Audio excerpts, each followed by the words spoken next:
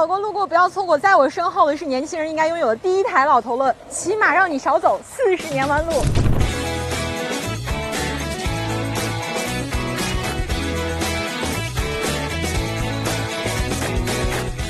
它现场呢一共放了3款的官方改装版本，橙色、绿色和黑色。其实我最喜欢这款颜色，你看它这个双拼色呢，就会中和掉一些橙色过于亮眼。再者看这辆车上，包括它的外后视镜，还有下面脚踏板以及轮眉这些地方呢，都加了这种颜色的饰条，而且车顶的行李架呢也加装了很多东西。这款车型呢，我觉得它现在最亮眼的地方呢，就在于它有点复古老爷车的感觉。Hello， 大家好，我是乔和，今天呢来带你们看一款越野车，当当。其实呢，它是一款纯电 SUV 啊。我知道大家这2天呢，应该在网上多多少少都看到了不少关于它的图片，很漂亮，对吧？今天我第一眼见到它的时候，也是觉得非常惊艳。这款颜色呢叫做星辰，是我特意挑选的。它全系一共有5款颜色，大家也看到了。其实我觉得对于一款小车来说，你可玩性那么高，一定要选一个亮点的颜色，出街回头率才更高，对不对？我们再来说一下，其实好多朋友开玩笑说这辆车叫做坦克30，也有朋友说它是自由侠和吉姆尼生的小宝宝。它这么可爱，怎么能这样说它呢？但是你看它的整个外观呢，其实做的还是有点像小的硬派越野。你看方方正正的整个车头，包括它的前包围，还有它的这个轮眉呢是可拆卸的，车顶呢还有行李架。因为它车上有很多好玩的地方，比如说它喜欢玩谐音梗，你知道吗？除了它的名字呢叫做越野以外呢，你看它的车灯是这样的一个4条的形状。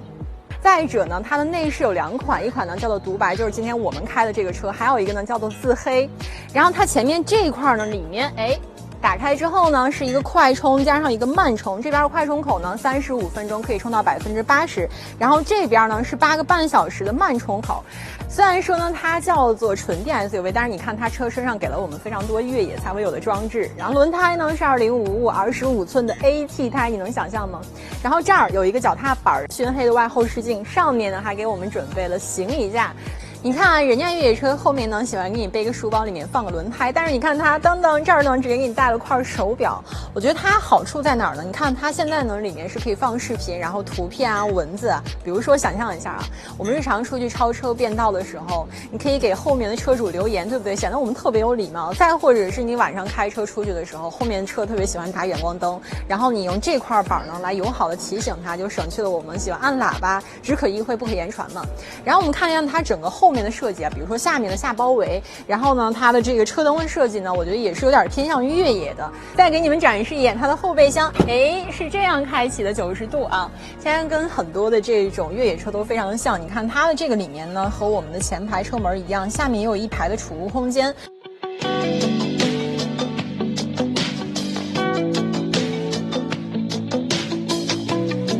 它的这款内饰颜色呢，刚才也和你们说了，叫做独白嘛。这款呢，我觉得肯定是比黑色要好看的，因为它车内通透性方面有保障，再者能看着车内空间更大，毕竟它没有全景天窗，对吧？然后再来说几个我比较喜欢的地方。首先这个座椅，你会看到它的这种材质啊，包括坐着也是很软很舒服的，而且它两边这种承托性也 OK， 里面还带打孔设计，夏天坐进来也不会那么热。你再往这儿看，它中间的这块设计呢是没有任何阻拦的，这个呢有点像是宾果，包括它的这个挂钩也是很方便，柳州人设计车的必备嘛。上次我在去测评那款宾果的时候，就想跟大家聊说这款车它的好处在哪儿呢？比如说车有时候停放那个位置比较狭窄，对吧？很局促，那这个时候你主驾驶不好下车，或者副驾不好下车的时候，就可以从一边直接下去了。那再来说一下它的车内储物空间啊，首先你看这儿它有一个水杯架，然后后面有一个小的储物格，两边门板上我觉得空间虽然说没有那么的大，但是呢它起码能放下你看1包纸巾，然后2瓶矿泉水是 OK 的。包括这儿呢还有一个手套箱，你看再往前面看的话，首先这儿呢有点像是游戏手柄啊，可玩性很强。然后你看它上面还有多功能按键，这个一会儿开起来再跟你们聊。然后正前方它是有一个连屏，虽然说屏幕没有那么大，但是我觉得功能也该有的都给你配备上了，比如说它的 UI 设计界面，包括它里面还有360度全景影像以及自动泊车这样的功能。它下面这块的设计呢，我自己会觉得说好像有点像吉利的 icon 巧克力上面那一款啊。你试一下应该如何进入到后排。首先你来到副驾驶，当当，你看这里呢它有一个向前移动的电动调节，然后我们去到后排给大家看一眼啊。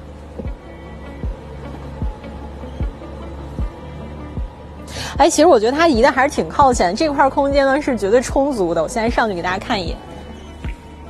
我刚才坐进来之前会觉得它后排应该会有点像小板凳，但其实坐进来之后觉得视线还算 OK。首先你看两块的这个窗户面积比较大，通透性有保障，包括我的后排座椅应该是比前排要稍微高一些的。但是呢，我觉得它的后排应该大多数时候还是用来应急的。比如说你看啊，我的身高是1.73米，往这儿一坐呢，腿是刚刚好卡住，然后好在我的脚可以放在前排座椅下面，这样长期坐的话也不会太累。但是你看它头枕呢是没有办法调节的，所以说你长期坐在这儿的话，就能保持在一个非常这种好学生的一个坐姿啊。再者呢，我刚才看了一下，你看它后排呢，刚才跟大家说没有照明，然后没有这个充电线，距离这个后排的窗户也非常的近，所以说安全性上来说的话，我觉得大多数时候还是用来装载就 OK 了。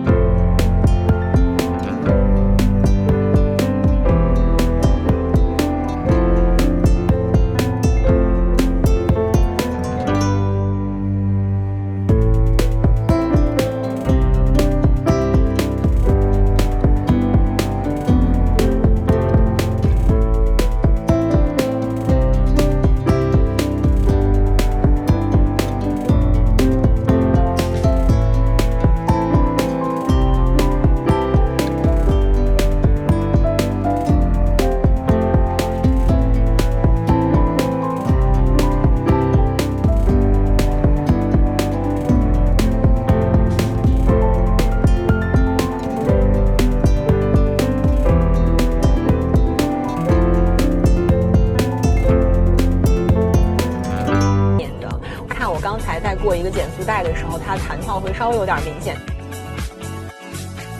朋友们，我今天试驾完这辆车呢，会觉得它有很多地方都觉得不可思议，实在是太好玩了。而且呢，跟你们说啊，我现在周围的好多朋友都已经开始预定了，因为这款车它现在虽然说售价还没有出来，但是大概率呢，我觉得很有可能是在10万以内，甚至是靠近8万。那我们现在预测一波啊。而且如果说你们不太喜欢这个方方正正的小盒子，我觉得大家也可以等一等，它现在即将要推出的那个皮卡款也非常的好玩。好了，以上就是本期的地说车，我是小何，我们下期再见，拜拜。